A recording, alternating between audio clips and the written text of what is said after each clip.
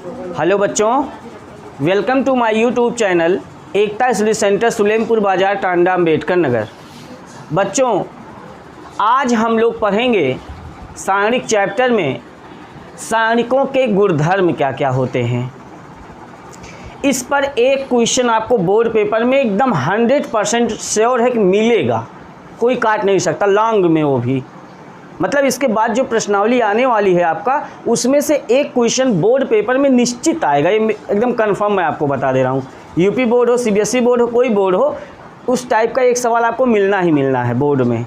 इसलिए इसको बहुत ही कायदे से सीखना है, लॉन्ग है, कोई मिस्टेक नहीं करना है किसी को। एक्सरसाइज के या प्रश्नावली के क्वेश्चन वही बच्चे लगा सकते हैं जिनको सारणिकों के गुणधर्म पूरी तरह से याद होंगे। ठीक है, तो चलिए हम लोग शुरू करते हैं और सीखते हैं कि सारणिकों के गुणधर्म होते क्या क्या हैं।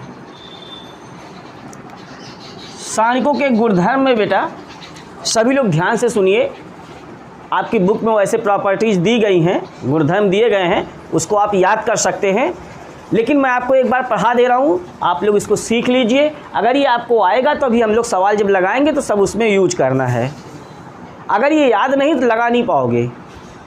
चलिए, पहली प्रॉपर्टी क्या है डिटर्मिनेंट्स की, ये जान लो बेटा। किसी भी सारणिक के सभी पंक्तियों को स्तंभों में या स्तंभों को पंक्तियों में परस्पर विनिमय कर दें तो सारणिक के मान पर कोई प्रभाव नहीं पड़ता है। ये पहली प्रॉपर्टी है।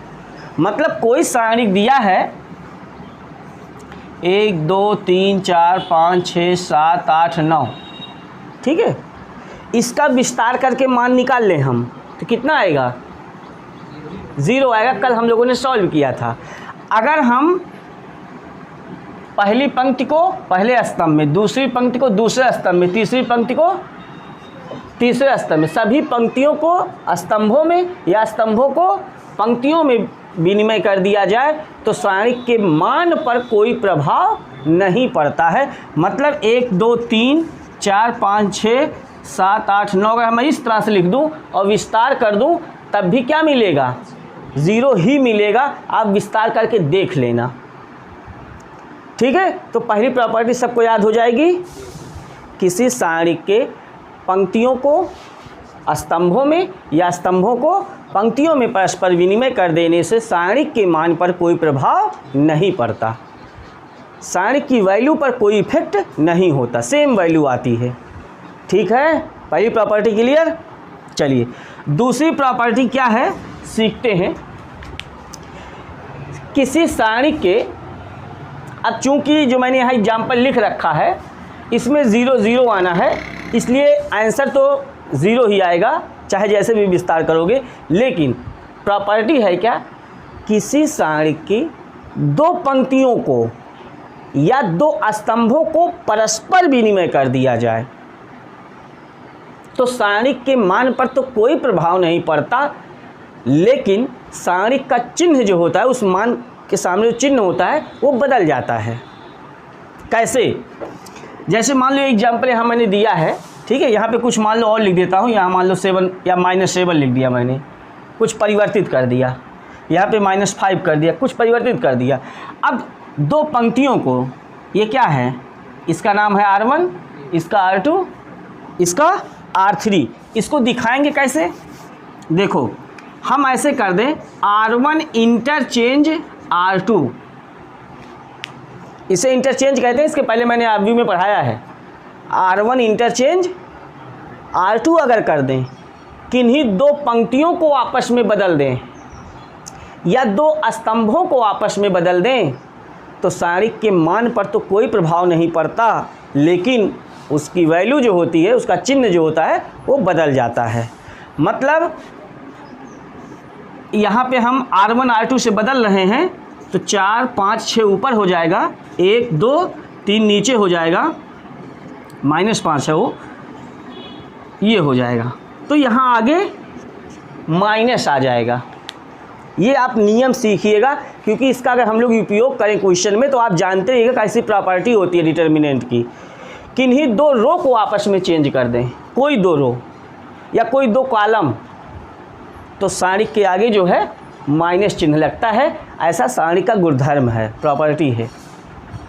ठीक है, सभी पंक्तियों या स्तंभों को आपस में बदल दें तो सारणिक के मान पर कोई प्रभाव नहीं। किन्हीं 2 पंक्तियों या 2 स्तंभों को आपस में बदल दें तो सारणिक का मान तो वही रहता है किंतु चिन्ह से। और 2 प्रॉपर्टी सबको याद हो गई।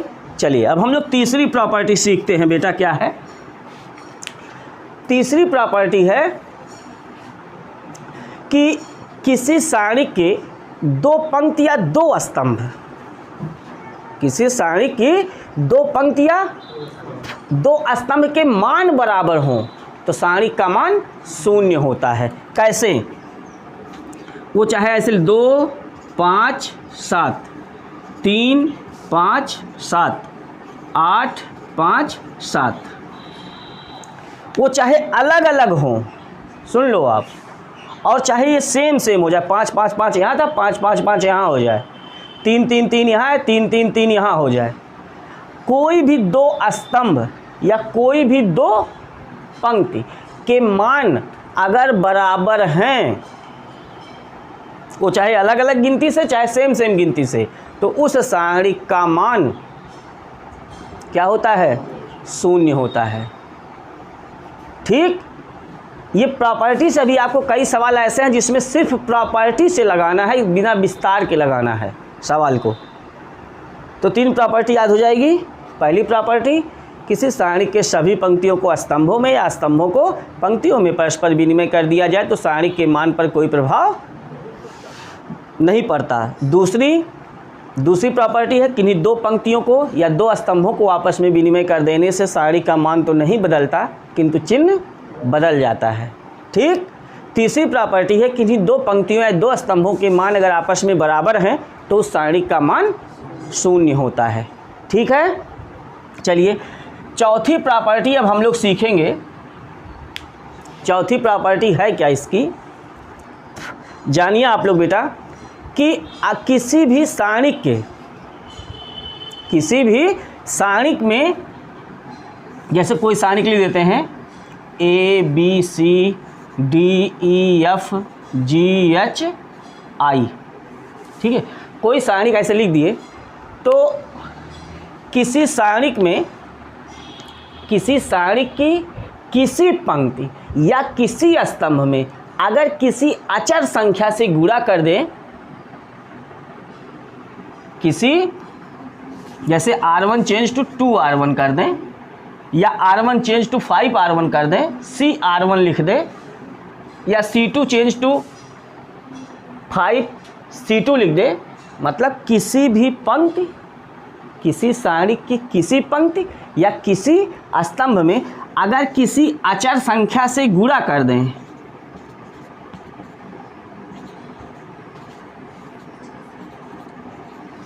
ठीक है, किसी पंक्ति या किसी स्तंभ में किसी अचर संख्या से गुणा कर दें, सुन लीजिएगा, गुणा कर दें तो उस अचर संख्या से सारणिक के पूरे मान में गुणा हो जाता है। मतलब हम ऐसे लिखें या इसको ऐसे भी लिख दें, 2 आगे करके ABCDEFGHI, मतलब जो इस सारणिक का मान विस्तार करने पर आएगा, उसके अगर किसी पंक्ति में हम 2 से गुणा करके विस्तार करके मान निकालें, हाँ, और यहाँ जो विस्तार करके मान निकालें और इस विस्तार करके मान निकालने पर उसमें बाद में खाली 2 से गुणा कर दें तो भी मान वही होता है, मान बदलता नहीं है। ठीक है, मैं क्या कहना चाह रहा हूँ समझ रहे हो? नियम ये है चौथी प्रॉपर्टी का, किसी सारणिक की किसी पंक्ति या किसी स्तंभ में अगर हम किसी अचर संख्या से गुणा कर देते हैं तो उस अचर संख्या से सारणिक के पूरे मान में गुणा हो जाता है। जैसे मैंने यहाँ इसमें 2 से गुणा किया तो यहाँ देखो 2 कॉमन भी निकाल दिया, तो ऐसे हो सकता है। मतलब सारणिक में ये प्रॉपर्टी हरदम प्रयोग में आएगी, बहुत ज़्यादा प्रयोग में आएगी। इसको आप सभी लोग नोट कर लीजिए कि ऑब्व्यू में क्या होता था, ऑब्व्यू में ऐसे बाहर निकाल सकते थे। ऑब्व्यू में पढ़ाया गया था अगर सब अवयव में से कोई एलिमेंट कॉमन हो तभी बाहर आ सकता है। लेकिन सारणिक में क्या, अगर एक पंक्ति में या एक स्तंभ में कोई एलिमेंट कॉमन हो गया तो भी वो निकल के बाहर आ जाएगा खट से। ये प्रॉपर्टी है। उस प्रॉपर्टी को इस तरह से हम लोग हिंदी में याद करें कि किसी सारणी की किसी पंक्ति या किसी स्तंभ में किसी अचर संख्या से गुणा हो जाए तो उस अचर संख्या से सारणी के पूरे मान में गुणा हो जाता है। लेकिन ऑब्व्यू में ऐसा नहीं होता था। ऑब्व्यू में जिस गिनती का हम गुणा करते थे उससे उस ऑब्व्यू के हर अवयव में गुणा होता था। लेकिन यहाँ एक पंक्ति में अगर गुणा कर दें तो भी पूरे सारणी के मान में गुणा हो जाएगा। ठीक है, तो अगर हम कोई प्रॉपर्टी लगाएं और किसी पंक्ति में ऐसे कोई अवयव कॉमन निकले या किसी स्तंभ में कोई अवयव कॉमन निकले तो उसको हम बाहर कर सकते हैं। ये कर सकते हैं, ऐसा नियम है। ठीक है, तो 4 प्रॉपर्टी आपको याद हो गई होगी, ऐसा मुझे पूरा विश्वास है। पहली प्रॉपर्टी थी किसी सारणी की सभी पंक्तियों को स्तंभों में या स्तंभों को पंक्तियों में परस्पर विनिमय कर दिया जाए तो सारणी के मान में कोई फर्क नहीं पड़ता, कोई प्रभाव नहीं पड़ता। दूसरा था किसी सारणी की 2 पंक्तियों को या 2 स्तंभों को आपस में विनिमय कर दिया जाए तो सारणी का मान तो नहीं बदलता किंतु चिन्ह बदल जाता है। तीसरी प्रॉपर्टी थी किसी सारणी की 2 पंक्तियों या 2 स्तंभों के मान अगर आपस में बराबर हैं तो उस सारणी का मान 0 होता है। ठीक है, चौथी प्रॉपर्टी थी किसी सारणी की किसी पंक्ति या किसी स्तंभ में किसी अचर संख्या से गुणा करने पर उस सारणी के मान में उस अचर संख्या से गुणा हो जाता है। ठीक है, 4 प्रॉपर्टी आपको याद हो गई। 5वीं प्रॉपर्टी क्या है इसको आप लोग सीखिए ध्यान से। चलिए, ज़्यादातर इन्हीं सब का उपयोग होना है। ये प्रॉपर्टी जो आप अब की पढ़ने वाले हो इसका शायद हर सवाल में प्रयोग हो। इसका 5वीं प्रॉपर्टी का वो प्रॉपर्टी है क्या? 5वीं प्रॉपर्टी आप सभी लोग देख सकते हो, हर सवाल में नहीं इसका प्रयोग होगा लेकिन कुछ निश्चित प्रश्न है जिसमें ज़रूर प्रयोग होगा। वो प्रश्न है क्या, देखिए ध्यान से। किसी सारणी के, सुन लो पहले, किसी सारणी के किसी पंक्ति में या किसी स्तंभ में, पंक्ति कहेंगे तो या पंक्ति में हो नियम या स्तंभ में, दोनों में लागू होगा। किसी सारणी के किसी पंक्ति में या किसी स्तंभ में दिए गए अवयव 2 या 2 से अधिक अवयवों का योग है तो वह सारणिक उसी क्रम या कोटि के 2 या 2 से अधिक सारणिकों के योगफल के रूप में प्रदर्शित किया जा सकता है। ये पूरा सेंटेंस है उसका। मैं आपको इसको एग्जाम्पल देके समझाऊं प्रॉपर्टी को कि जैसे a plus lambda 1, a1 plus lambda 1, a2 plus lambda 2, a3 plus lambda 3, b1 b2 b3, c1 c2 c3। मान लो कोई सारणिक ऐसे दिया गया है तो हम लोग यहाँ क्या देख रहे हैं, यहाँ देख रहे हैं कि कोई भी सारणिक बेटा कि किसी पंक्ति या कोई स्तंभ 2 या 2 से अधिक अवयवों का अगर योग है तो वह उसी क्रम या उसी कोटि के 2 या 2 से अधिक सारणिकों के योगफल के रूप में प्रदर्शित किया जा सकता है। अब मुझे नियम में 2 या 2 से अधिक कहना पड़ रहा है लेकिन फिलहाल यहाँ 2 ही अवयव का जोड़ मैंने लिखा है तो इस एक सारणिक को हम 2 सारणिक में लिख सकते हैं। कैसे? इसका पहला अवयव सब एक बार लिख लो, a1 a2 a3 b1 b2 b3 c1 c2 c3 plus बीच में, ठीक है, बीच में प्लस, और फिर एक सारणिक, वो कौन सी सारणिक होगी? Lambda 1 lambda 2 lambda 3 b1 b2 b3 वो रहेगा सब, c1 c2 c3 वो रहेगा मैटर। इस तरह से एक अकेला सारणिक 2 सारणिकों के योग के रूप में लिखा जा सकता है, लेकिन तब जब वो 2 अवयवों का जोड़ हो। अगर 3 अवयव का जोड़ होता तो इस प्रकार हम उसको 3 सारणिकों के योग के रूप में प्रदर्शित कर देते। लेकिन ध्यान रहे ये R2 और R3 नहीं बदला है, वो सब में वही रहता, बस एक एक अवयव ऊपर वाला वही चेंज होता। ठीक है, तो अगर कोई सारणिक 2 या 2 से किसी सारणिक की किसी पंक्ति या स्तंभ में 2 या 2 से अधिक अवयवों का जोड़ है तो वो सारणिक 2 या 2 से अधिक सारणिकों के योगफल के रूप में प्रदर्शित की जा सकती है। मैंने पंक्ति करके दिखाया। अगर मैं इसको स्तंभ में दिखाऊं, ऐसे एक एग्जांपल और दे दूं, मान लो P1 प्लस M1, यहाँ P2 plus M2, P3 plus M3, N1 R1, N2 R2, N3 R3, ऐसे कोई सारणिक लिखा होता तब उसको हम 2 सारणिकों के योग के रूप में कैसे लिखते, देखो P1 P2, इसका पहला अवयव सब लिख देते और बाकी इसको सब उतार देते, N1 R1, N2 R2, N3 R3 plus एक सारणिक और लिखना है हमको, कौन, M1 M2 M3, ये तो बदल गया, लेकिन बाकी उन दोनों को वैसे उतारना कि स्तंभ वाला वैसे उतरेगा, C2 C3, N1 N2 N3 R1 R2 R3। समझ गए?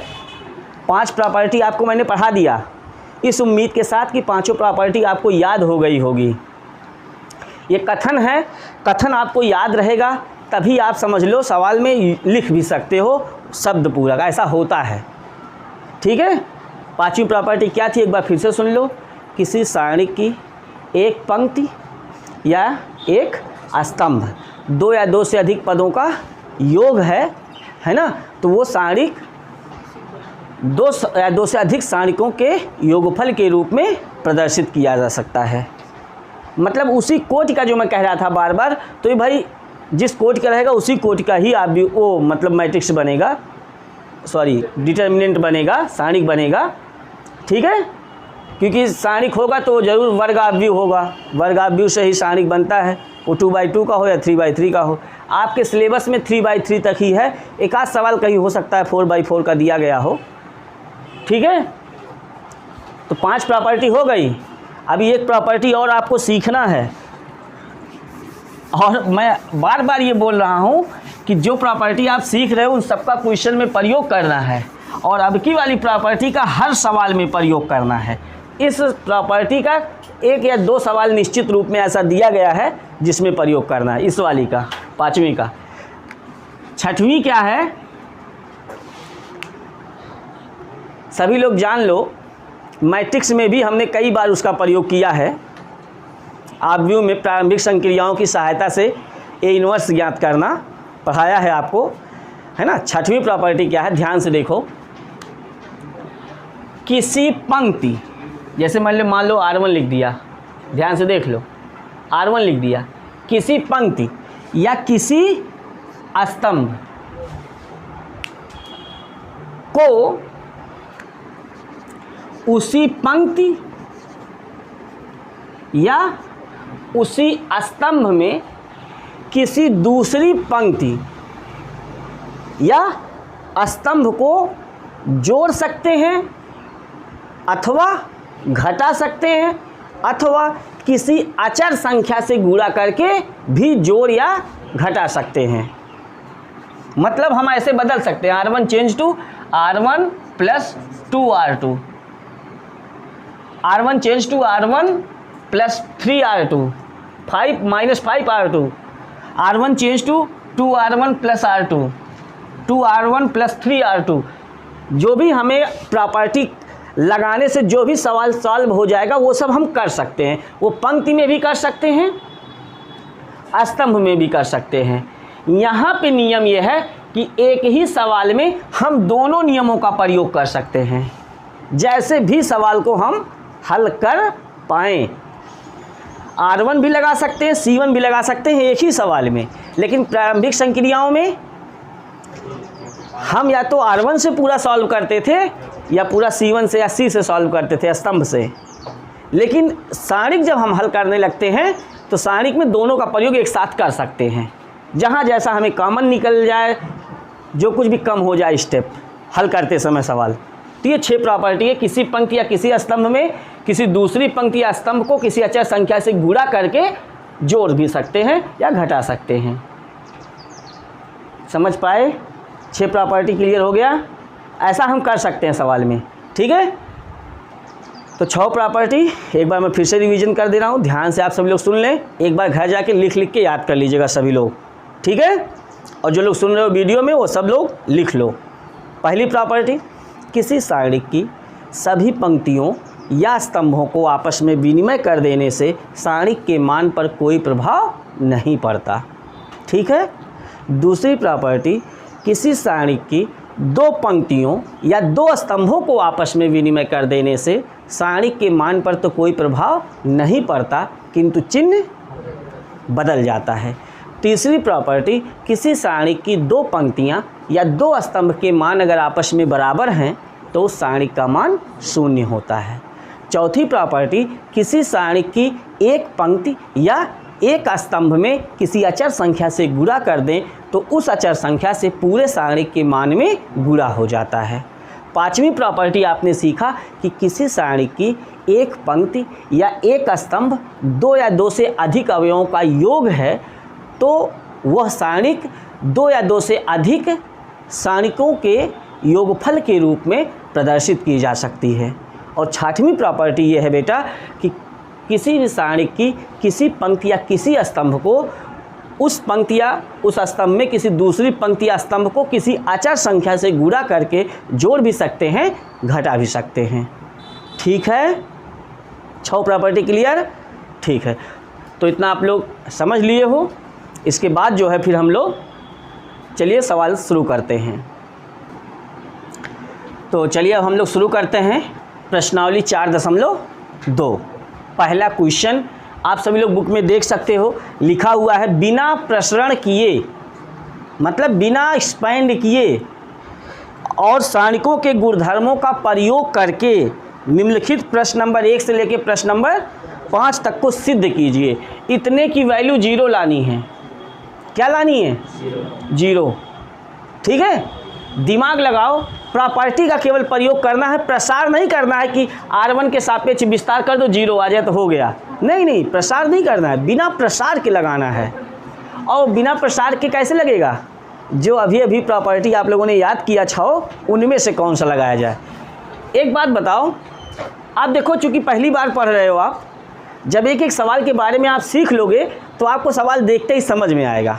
एक बात बताओ, ABC है ना यहाँ, ये इसका नाम क्या है?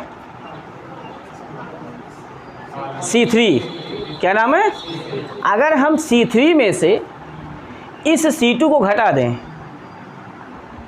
C3 को ऐसे बदलें कि C3 change to C3 minus C2, तो यहाँ क्या क्या A कट जाएगा, B कट जाएगा, C कट जाएगा, तो यहाँ क्या बचेगा? XY, और यहाँ C1 और C3 सेम हो जाएगा। तो 2 स्तंभ अगर बराबर हो जाए तो उस सारणिक का मान 0 होता है। ऐसा हम लोग प्रॉपर्टी पढ़े थे, वही लिख देंगे। अच्छा, और एक दिमाग लगाओ, इसमें से चाहो इसको घटा दो तो x कट जाएगा, y कट जाएगा, ABC यहाँ, ABC यहाँ सेम है तो उस सारणिक का मान 0, ठीक है। उसे लिखोगे कैसे, चलो मैं बता रहा हूँ आपको। आप ऐसे लिखोगे C3 change to C3 minus C2, ऐसे डिनोट करोगे इसको चेंज टू कर रहे हैं, C3 change to C3 minus, तो C1 तो बदले नहीं हो, उतार दो ऐसे, C2 तो बदले नहीं हो, उतार दो ऐसे। हाँ, C3 आपने बदला है, C3 में से C2 घटाना, तो यहाँ क्या बचेगा? यहाँ, ठीक है, XYZ बचेगा। अब लिखेंगे चूँकि C1 तथा C3 क्या हैं? समान हैं, अतः, है ना, इसकी वैल्यू क्या हो जाएगी? चूँकि C1 तथा C3 समान है अतः इसकी वैल्यू क्या हो गई? पूरी 0 हो गई। बस एक लाइन में ऐसे डिनोट कर देंगे, और क्या, ठीक है। यहाँ दर्शाना होगा कौन कौन समान है। C1 C3 समान है, R1 R2 समान है, क्या है? क्या लगा लोगे ये सवाल सभी लोग? पहला सवाल, ठीक है। चलिए दूसरे सवाल को हम लोग देखते हैं। एक चीज़ और जान लीजिएगा बेटा, अगर ये देखो, ये प्रॉपर्टी से हट के देखो ज़रा, 6 प्रॉपर्टी को छोड़ दो, एक नई प्रॉपर्टी अपने आप बना लेते हैं हम लोग। अगर ये 0 हो, ये 0 हो या ये 0 हो, अगर हम इसके सापेक्ष विस्तार करें तो 0 आगे लगाएंगे, ब्रैकेट में चाहे जो लगाएं 0 हो जाएगा। फिर माइनस लिखें चाहे प्लस लिखें, फिर 0 लगाएंगे, फिर ब्रैकेट में चाहे जो लिखें 0। मतलब किसी सारणी का एक पंक्ति या एक स्तंभ का हर अवयव अगर 0 हो जाए तो उस सारणी का मान 0 होता ही है। ठीक है, विस्तार भी करने की जरूरत नहीं, वही हिंदी में लिख देंगे। जरा देखो, a minus B, B minus C, C minus A, B minus C, C minus A, C minus A minus B, A minus B, B minus C, इसका मान भी 0 लाना है। क्या लाना है?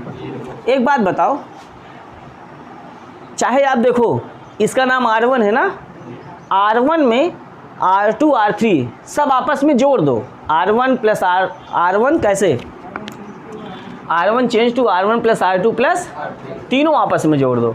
और चाहे इसका नाम क्या है, C1, C1 change to C1 plus C2 plus, अब जरा देखना जोड़ के, A माइनस बी प्लस, क्योंकि हम खाली C1 को बदल रहे हैं तो C1 की जगह पे बदला जाएगा, C2 और C3 वैसे उतारा जाएगा, और प्लस C माइनस, और ये B माइनस सी रहेगा, C माइनस, और इसकी जगह पे B minus C plus C minus A plus A minus, और यहाँ C minus A, A minus, यहाँ पे C minus A plus A minus B plus B minus C, A minus B, B minus सी।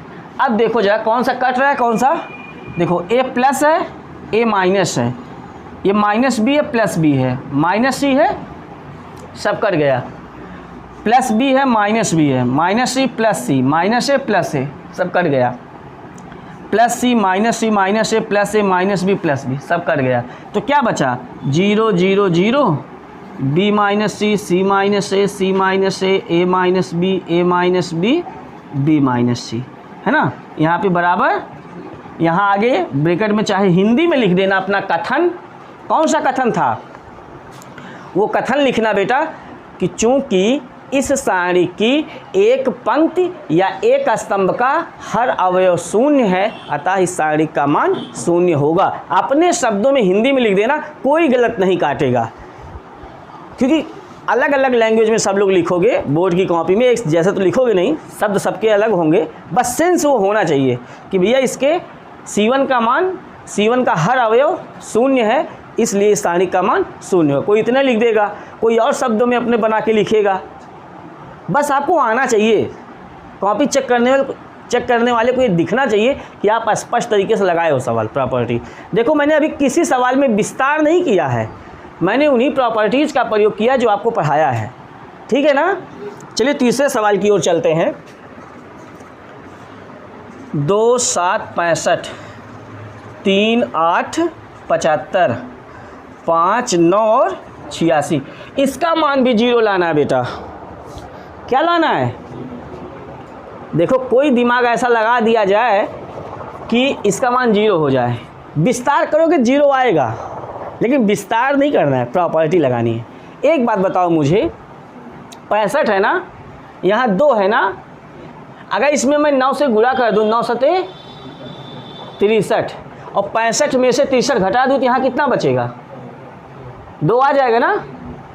तो 9 से इसमें गुणा करूँगा तो एक ही अवयव तो होगा नहीं, इस पूरे C2 में होगा, 9 8, और 75 में से 72 घटा दूंगा तो, और 9 9 86 में से 81 घटा दूंगा तो ये सेम हो जाएगा, इसकी वैल्यू 0 हो जाएगी। तो कैसे लिखें, C3 चेंज टू C3 में से 9 C2 घटा दें तो क्या बचेगा, 2 3 5 7 8, अब यहाँ कितना आएगा, और यहाँ 3 यहाँ लिख देंगे। C1 तथा C3 के अवयव समान हैं, अतः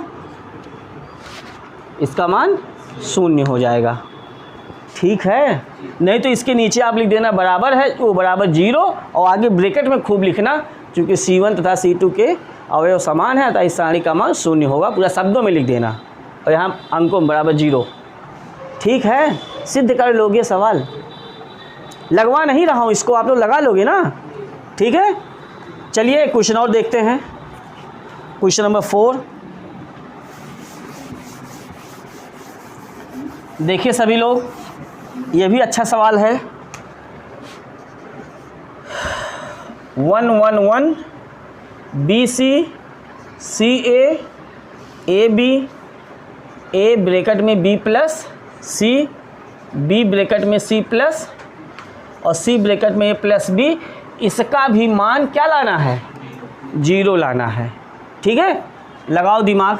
पहले क्या करो, ये जो बाहर दिया है ब्रैकेट के उसको अंदर गुणा कर लो।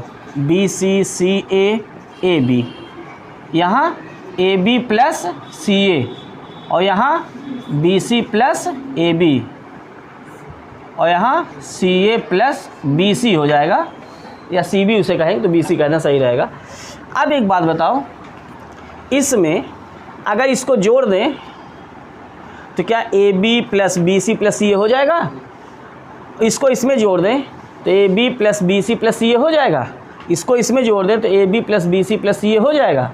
तो क्या करें, C3 change to C3 plus, और इसको 1 1 1 रहने दो, इसको भी बदला नहीं गया है ना। कैसे? AB plus BC plus CA, AB plus BC plus, क्रम में लिख दे रहे हैं जोड़ने के बाद, AB प्लस BC प्लस, इस C3 से कॉमन हो जाएगा कि नहीं हो जाएगा? अरे यार, इतना गुणे 1 लिख सकते हो कि नहीं लिख सकते हो सबको? तो क्या वो सब में से बाहर हो जाएगा कि नहीं हो जाएगा? तो लिखेंगे C3 से AB plus BC plus CA उभय निष्ठ लेने पर, मतलब कॉमन लेने पर। किससे? C3 से, इतना कॉमन लेने पर। तो AB plus BC plus CA बाहर आ जाएगा, आएगा ना। और ब्रैकेट में क्या, यहाँ सारणिक में 1 1 1 BC CA AB 1 1 0 हो गया कि नहीं हो गया? C1 और C3 समान है, अतः AB plus BC plus CA गुणे कितना?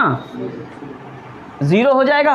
आगे ब्रैकेट में लिख देना, क्योंकि C1 और C3 के मान समान है तो इसका मान 0 होगा। बराबर क्या आ गया? 0। अगर आप डायरेक्ट विस्तार कर देते बेटा ना, तब भी 0 आता। विस्तार करते तब भी 0 आता, लेकिन प्रश्न ये कह रहा है विस्तार नहीं करना है, बल्कि सारणिक के गुणधर्म का प्रयोग करके आपको हल करना है। कहीं विस्तार नहीं किया हमने, पूरा आ गया सवाल। तो क्या आप लोग इन सवालों को लगा लेंगे? तो अगर कुछ नोट करना हो तो नोट कर लीजिए। ठीक है।